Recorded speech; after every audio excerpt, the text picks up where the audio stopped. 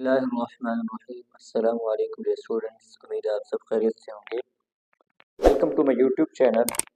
आज हम बच्चों एग्जाम्पल डिस्कस करते हैं, एग्जाम्पल को सॉल्व करते हैं।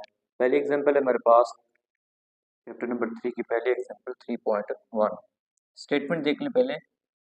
10 किलोग्राम बुलॉक्स, एक 10 किलोग्राम का बुलॉक है, यानी उसका मास कितना है, 10 किलोग्राम है। Moves on a frictionless horizontal surface, ये हरकत कर रहा है, ठीक है, एक फ्रैक्शनलेस हॉरिजॉन्टल सरफेस के ऊपर, उसकी सतह के ऊपर जिसमें फ्रैक्शन मौजूद नहीं है। विद एन एक्सेलरेशन, जहाँ पे उसका एक्सेलरेशन है 2 मीटर पर सेकंड का स्क्वायर, यानी 2 मीटर पर सेकंड का स्क्वायर। एक्सेलरेशन यानी ए कितना है, 2 मीटर पर सेकंड, और हमारे पास मास कितना दिया गया है, 10 kilogram. What is the force acting on the block, कि उस हॉरिजॉन्टल सरफेस के ऊपर ब्लॉक की कितनी फोर्स लगेगी।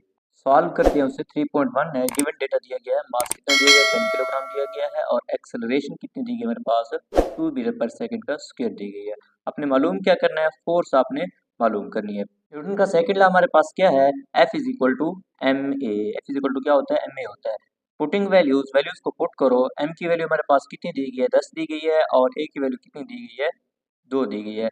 10 को 2 से मल्टीप्लाई करो, कितना आ जाएगा मेरे पास, 20 किलोग्राम मीटर पर सेकंड, क्योंकि मास का यूनिट क्या होता है, किलोग्राम होता है, और एक्सेलरेशन का यूनिट क्या होता है, मीटर पर सेकंड का स्क्वायर, यानी फोर्स का यूनिट क्या होता है, 20 न्यूटन। तो वहाँ पे कितनी फोर्स लगेगी, 20 न्यूटन की फोर्स लगेगी। 2 एग्जाम्पल है हमारे पास। A force of 7500 newton is applied, कि 7500 न्यूटन अप्लाई कर रहे हैं टू मूव अ ट्रक, एक ट्रक को हरकत करवाने में, ऑफ मास, जहाँ पे ट्रक का मास कितना है, 3000 किलोग्राम, 3000 किलोग्राम, यानी मास कितना दिया गया, 3000 किलोग्राम, और फोर्स कितनी दी गई है, 7500 न्यूटन दी गई है। फाइंड द एक्सेलरेशन, एक्सेलरेशन उसने कहा है मालूम करो। अब एज में उसने कहा है कि एक्सेलरेशन मालूम करो, produced in the truck, truck में कितनी एक्सेलरेशन पैदा होगी। How long will it take, उसे कितना वक्त लगेगा, टू एक्सेलरेट, घूम हरकत करवाने में, the truck from 36 kilometre per hour, 36 kilometre फी घंटा की रफ्तार से लेकर 72 किलोमीटर फी घंटा की रफ्तार उसकी स्पीड है। यानी इनिशियल स्पीड उसकी कितनी है मेरे पास, 36 किलोमीटर फी घंटा, और फाइनल स्पीड कितनी है, 72 किलोमीटर फी घंटा। हमारे पास कितना दिया गया है, मास दिया गया है 3000 किलोग्राम, और फोर्स को एफ से रिप्रेजेंट करते हैं, वो कितना हमारे पास, 7500 न्यूटन। इनिशियल स्पीड कितनी दी गई है हमारे पास, V I is equal to 36 kilometre फी घंटा। इसे सबसे पहले किस में तब्दील करेंगे, मीटर पर सेकंड में। 36 इज इक्वल टू कितना आ जाएगा हमारे पास, 1000 आ जाएगा, क्योंकि किलो किस में किसके बराबर होता है, 1000 के बराबर होता है, 1000 मीटर के बराबर होता है। किलोमीटर, 1 किलोमीटर 1000 मीटर के बराबर होता है, और 1 घंटे में कितने सेकंड होते हैं, 3600 सेकंड होते हैं, ठीक है। तो 36,000 बटा 3600 करें, कितना आ जाएगा, वी आई कितना आ जाएगा हमारे पास, 10 मीटर पर सेकंड। उसके बाद है हमारे पास final speed, final speed V F equal to कितना हमारे पास, 72 kilometre per hour, 72 kilometre per our.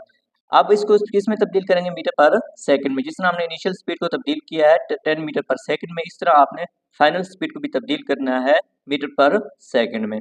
तो V F is equal to 72 ज़र्ब 1000 करेंगे, किलो किसके बराबर होता है, 1000 मीटर के बराबर होता है, 1 किलोमीटर 1000 मीटर के बराबर होता है, और 1 घंटे में 3600 सेकंड होते हैं।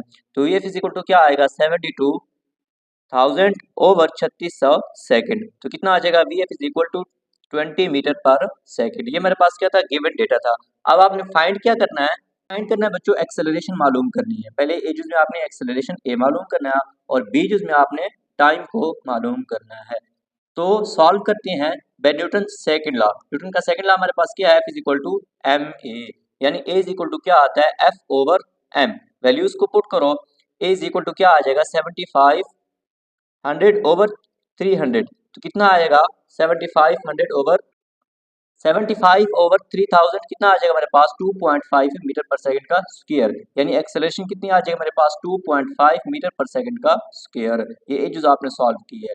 बी जुज आपने फाइंड करनी है, बी जुज में आपने टाइम फाइंड करना है using first equation of motion. First equation of motion का इस्तेमाल करेंगे, V F is equal to V I plus A T. First equation of motion के हमारे पास किसके बराबर होती है, फार्मूला उसका क्या है, V F is equal to, यानी फाइनल स्पीड या final velocity is equal to initial velocity या initial speed is equal plus acceleration into time. तो आपने मालूम क्या करना है, यहाँ से आपने टाइम मालूम करना है।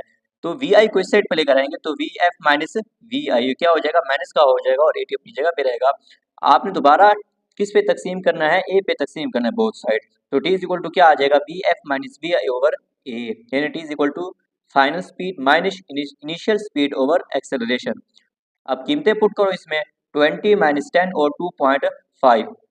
20 में से 10 जाए कितना बचेगा हमारे पास, 10 ओवर 2.5 कितना आ जाएगा, टाइम इज इक्वल टू कितना आ जाएगा हमारे पास 4 सेकेंड।